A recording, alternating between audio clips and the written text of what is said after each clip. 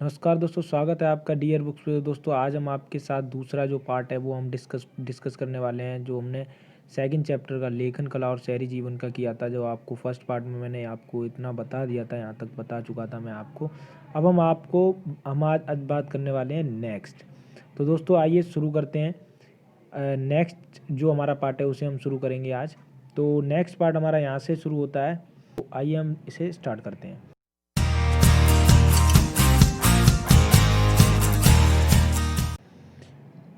इसका दक्षिण भाग रेगिस्तानी है, ठीक है। जो मेसोपोटामिया का जो दक्षिणी भाग है वो क्या है, रेगिस्तानी है, ठीक है। दक्षिण भाग है इसका, जैसे ये है, ठीक है।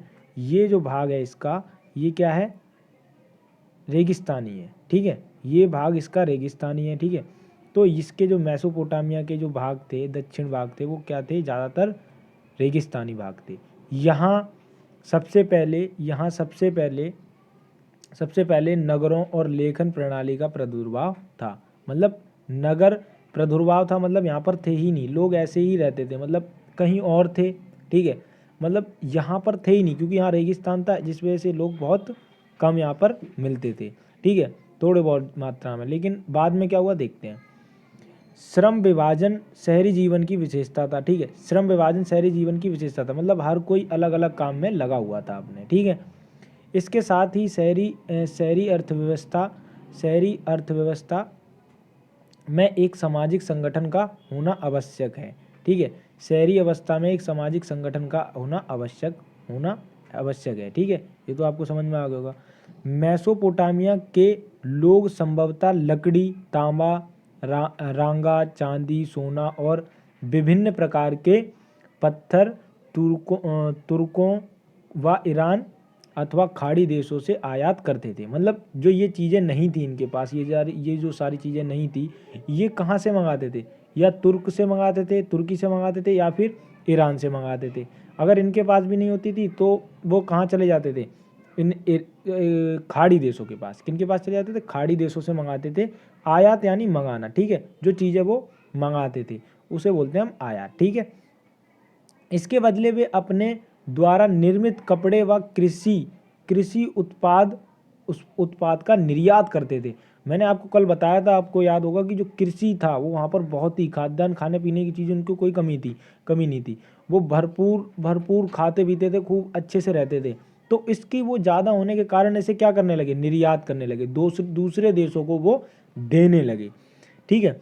तो निर्यात का मतलब होता है दूसरे देश को निर्यात करना। अपने देश में होता है तो दूसरे देश को देना वो चीज़ें। आयात मतलब दूसरे देश से लेना, ठीक है, कोई भी चीज़ लेना, ठीक है। आइए नेक्स्ट पॉइंट पे। नेक्स्ट पॉइंट है, मेसोपोटामिया के लोग मिट्टी की पट्टिकाओं पर लिखते थे, ठीक है। वो कहाँ लिखते थे, मिट्टी की पट्टिकाओं पर लिखते थे। मिट्टी के जो थोड़े से स्लेट सी बना लेते थे और उसी पर वो उससे लिखते थे। अब जो कि इनकी भाषा कीलाकार थी, तो ये एक कोई नुकीली सी चीज़ लेके उस पर खोदते से थे, मतलब खोद के लिखते थे उसे, ठीक है। वे अपना हिसाब किताब तथा साहित्य इन्हीं पट्टिकाओं पर लिखते थे। उनकी लिपि कीलाकार थी। मैंने बताया था आपको, कल ही बताया था कि उनकी जो लिपि थी वो कीलाकार थी, जिससे वो खोद के उस पर पट्टिकाओं पर लिखते थे, मिट्टी की पट्टिकाओं पर, ठीक है। आइए नेक्स्ट पॉइंट।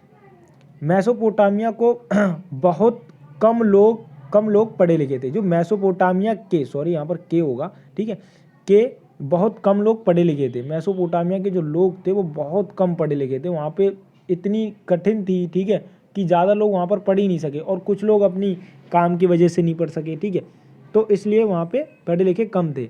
अधिकतर लिखावट बोलने के तरीकों को प्रदर्शित करती थी। जो वहाँ की लिखावट थी वो बोलने के तरीके को प्रदर्शित करती थी, मतलब दिखाती थी उनके बोलने के तरीके को। पुरातात्विद के अनुसार, पुरातात्विद में बता देता हूँ आपको क्या होता है। पुरातात्विद वो लोग होते हैं जो पुरानी चीज़ों की खोज करते हैं। जैसे कभी आपको कोई चीज़ मिली, ठीक है, तो आपने उसके बारे में कोई चीज़ खोजी कि वो कहाँ की है, किस चीज़ की है, वो किससे रिलेटेड करती है, ठीक है। जैसे मेसोपोटामिया की अब हम चीज़ें मिल रही हैं तो हम उनसे मतलब बता रहे हैं कि ये मेसोपोटामिया की है, उनकी ये भाषा थी, उनकी भाषा को पढ़ भी लिया गया है, तो ये चीज़, ठीक है। तो इतिहास का जो पूरा मतलब ब्यौरा करते हैं, ठीक है, उसे कंपेयर करते हैं, ठीक है। तो उन्होंने क्या बताया है कि सर्वप्रथम राजा ने ही व्यापार जो था वो शुरू किया था। ठीक है, राजा ने व्यापार और लेखन की व्यवस्था की। इस संबंध में एक प्राचीन शासक एन मरकर, ठीक है, एन मरकर नाम का उल्लेखनीय है। ठीक है, जो ये बंदा है ये हमें बताता है कि ये सब चीज़ें हुई थी। ठीक है, इसने एक बुक भी लिख रखी है, वो आपको चैप्टर में दे रखी होगी, आप पढ़ सकते हैं उसे। 5000 ईसा वर्ष पूर्व से दक्षिण मेसोपोटामिया में बस्तियों का विकास प्रारंभ हो गया, जहाँ पर रेगिस्तानी ज़मीन थी। ठीक है, जहाँ पर रेगिस्तान था बिल्कुल, वहाँ पर कुछ भी नहीं था। ठीक है, अब वहाँ पर क्या हो गया, बस्तियों का निर्माण होने लगा दक्षिण मेसोपोटामिया में। इन बस्तियों में से कुछ बस्तियाँ कालांतर में प्राचीन शहर बन गई। मतलब कालांतर जो आने वाला जो समय था, ठीक है, वहाँ पर क्या हो गई, वो शहर बन गई। ठीक है, धीरे धीरे क्या बन गई, शहर बन गई। ठीक है, कुछ बस्तियाँ उनमें से शहर बन गई। ठीक है, मेसोपोटामिया की खुदाई में सबसे पहला ज्ञात मंदिर एक छोटा सा देवालय था। ठीक है, मेसोपोटामिया की खुदाई की गई, जब उसे पता चला कि मेसोपोटामिया नाम का कोई शहर रहा होगा पहले। ठीक है, तो वहाँ पर क्या मिला, एक देवालय। ठीक है, एक देवालय मिला। ठीक है, इसको मंदिर की उन्होंने उपाधि दी। ठीक है, मंदिर बताया गया इसे। यह मंदिर कच्ची ईंटों से बना हुआ था। ये मंदिर किससे बना हुआ था, कच्ची ईंटों से बना हुआ था। मेसोपोटामिया में नगर नियोजन की पद्धति का अभाव था, क्योंकि वहाँ पे मकान जो हैं वो इधर उधर मिले हुए हैं। ठीक है, सही से मतलब बने हुए नहीं है, अव्यवस्थित रूप से बने हुए हैं मकान वहाँ पे। वहाँ की जल निकास की व्यवस्था मोहनजोदड़ो की निकास की व्यवस्था से भिन्न थी। ठीक है, वहाँ की व्यवस्था जो थी मोहनजोदड़ो, आप ये 12th क्लास में पढ़ेंगे, हड़प्पा सभ्यता है उसमें एक जगह है, वो भी बहुत प्राचीन है। इनकी और उनकी बहुत ही अलग अलग थी। उनकी बहुत अच्छी थी, जो मोहनजोदड़ो वाले थे, हड़प्पा सभ्यता के लोग थे, उनकी बहुत अच्छी व्यवस्था थी। लोग अपने घर का सारा कूड़ा कचरा बुहार कर गलियों में डाल देते थे। ठीक है, बुहार कर गलियों मतलब झाड़ वाड़ कर सब गलियों में ही फेंक देते थे वो कूड़ा कचरा। ठीक है, और ऐसा वहाँ पे हड़प्पा सभ्यता में नहीं था, वहाँ पे बहुत अच्छी इसकी व्यवस्था की गई थी। उर था हमारा, ठीक है, उर में नगरवासियों के लिए एक कब्रिस्तान था, जिसमें शासक तथा जनसाधारण की समाधियां पाई जाती थी, परंतु कुछ लोगों की कब्र साधारण जमीन के नीचे पाई गई हैं। ठीक है, इससे हमें ये पता चलता है कि वहाँ की जो लोग थे उनमें मतलब असमानता थी। वहाँ के लोग एक दूसरे से असमान थे, मतलब कुछ अमीर वर्ग भी होगा और कुछ गरीब वर्ग भी होगा। ठीक है, नगरों की सामाजिक व्यवस्था में एक कच्चा या संभ्रांत वर्ग का प्रादुर्भाव था। ठीक है, मतलब ये अलग अलग थे वर्ग। जो एक संभ्रांत वर्ग था वो उच्च वर्ग था, बहुत उनके पास बहुत ही ज़्यादा पैसा दौलत धन दौलत हुआ करती थी। ठीक है, उच्च वर्ग संभ्रांत वर्ग का प्रादुर्भाव, मतलब अलग अलग थे ये लोग। धन दौलत का ज़्यादातर जो हिस्सा था वो किसके अंडर में था, जो अमीर लोग थे। ठीक है, उच्च लोग जो थे उनके पास ज़्यादा दौलत था। ठीक है, एक छोटे से वर्ग में केंद्रित था।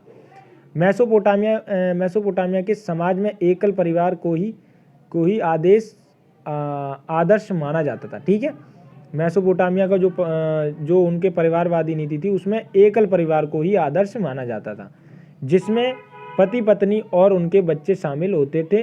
पिता परिवार का मुखिया होता था। ठीक है, पति पत्नी और उनके बच्चे और उनका जो पिता था वो उसका मुखिया होता था। ठीक है, उसके बाद 2000 ईस्वी पूर्व के बाद मारी शहर का विकास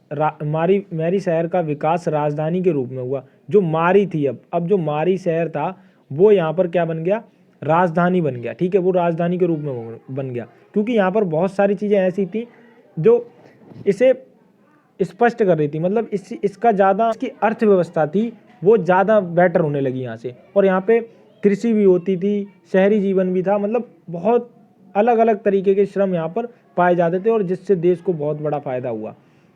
एक राज्य फरात नदी गर्भधारा पर स्थित है। ठीक है, और कृषि के साथ साथ पशुपालन ही इसका प्रमुख व्यवसाय था। ठीक है, अब यहाँ पर जो मैंने आपको बताया, क्योंकि ये क्यों बना, क्योंकि यहाँ पर बहुत अच्छी अच्छी चीज़ें कृषि भी होती थी, पशुपालन भी होता था और यहाँ पर श्रम भी अच्छे खासे यहाँ पर मिल जाते थे। यायावर समुदाय कृषि से समृद्ध हुए ठीक है। किससे समृद्ध हुए? यायावर साम्राज्य कृषि ही से समृद्ध हुए। वो कृषि कर कर ही उन्हें समृद्ध बन गए, वो अच्छे लोग, अमीर लोग बन गए, समृद्ध हुए। भूमि प्रदेश में पश्चिम मरुस्थल से आते रहते थे, ठीक है। भूमि जो प्रादेशिक थे वहाँ से जो क्या करते थे, वो पश्चिम देश से मरुस्थल से आते रहते थे। ये खानाबदोश लोग अक्कदी या फिर एमोराइट, असीरियाई और अमीरनियन जाति से शब्द से रखते थे, ठीक है। ये लोग अलग अलग जातियों से यहाँ पर आए और यहाँ पर बसे, फिर इन्होंने कुछ किया ऐसा जिससे इनका ये यहाँ पर कब्जा कर लिया इन्होंने, फिर यहीं पर ये रहने लगे। मेसोपोटामियाई लोग शहरी जीवन को महत्व देते थे। ये किसे महत्व देते थे? शहरी जीवन को महत्व देते थे। विभिन्न जातियां व समुदायों के लोगों के परस्पर मिश्रण से यहाँ की सभ्यता भी जीवन शक्ति उत्पन्न हो गई, ठीक है। यहाँ पर जो लोग आए, लोग दूसरे देश से आए, दूसरी जगह से आए, तो यहाँ पर जो लोगों में क्या हुआ, वहाँ पर विभिन्नता उत्पन्न हो गई, ठीक है। जीवन शक्ति उनकी अलग अलग थी, तो सबकी जीवन शक्ति अपने आप अलग अलग होने लगी। मेसोपोटामिया की कालगणना और गणित की वेदांतापूर्व परंपरा दुनिया की सबसे बड़ी देन है, ठीक है। जो इसकी गणित गणना है और जो वेदांतापूर्व इन्होंने जो गणना की और इनके जो बुक्स मिली हैं उनमें देखा जाए तो उससे जो दुनिया को है बहुत सपोर्ट मिला है, ठीक है। गणित करने में या फिर जो कुछ फॉर्मूले होते हैं वो बहुत अच्छी चीज़ें उन्होंने लिख रखी थी।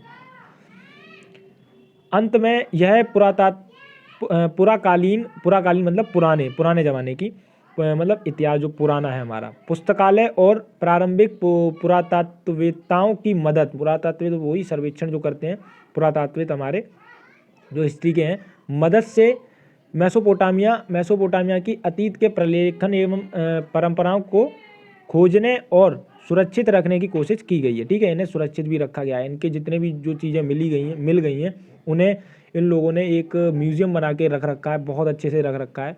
अगर आप जाएं तो कभी इसे देख सकते हैं। गिलेल्मिश